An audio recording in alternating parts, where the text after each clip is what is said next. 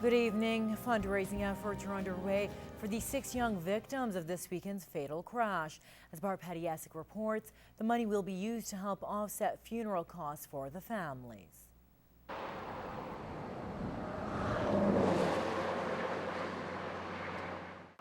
Down the highway, flags are still half-mast as the community is coming to grips with what happened.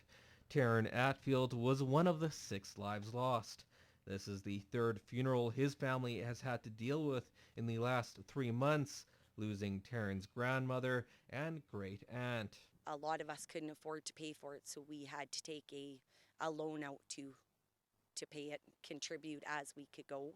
The Atfields' extended family created an online funding effort after realizing the financial problems they're looking at.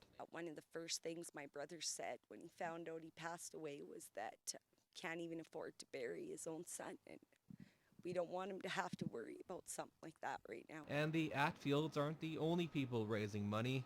Donations will also be accepted for specific families at the Macaw Funeral Services in Lloydminster, and the Royal Bank of Canada has also opened up a trust fund for all 6 families affected under the 6 Border City Angels Fund. You can donate at any branch across the country. How many donators? 108. Wow, that's just amazing. And in just one day, Taryn's family raised more than $15,000. I think it's amazing, and we thank you all very much for doing that. Twyla Miller says the money will go beyond just funeral costs. We're thinking bills, we're thinking days off work. Taryn has left behind a sister who's 10, and she's going to need a lot of whatever it may be. I guess we're just hoping that this is one less thing they have to stress out about. Bart Pediasic, Newcap News.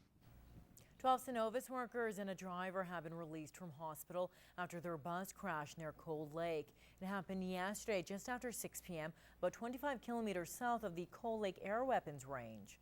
Now, the workers were on their way home from the Foster Creek oil sand operation when their bus went off the road and rolled into the ditch. As a result, about 13 people who were on the bus, including the bus driver, were transported to hospitals in Cold Lake and in Bonnyville. 5 people remained in hospital overnight but has since been released. At this point, there's no indication as to why the bus crashed. The RCMP will be investigating. They are doing that right now, and it will be up to them to determine what happened. Foster Creek is the company's largest oil sands project.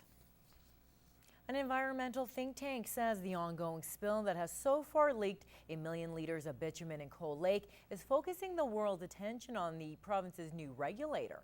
Chris Severson-Baker of the Pembina Institute says the CNRL spill on the Cold Lake Weapons Range is the first chance to assess the new Alberta energy regulator. He says the province's previous agency allowed the company to resume production after a similar spill in 2009, despite the fact the cause was never determined.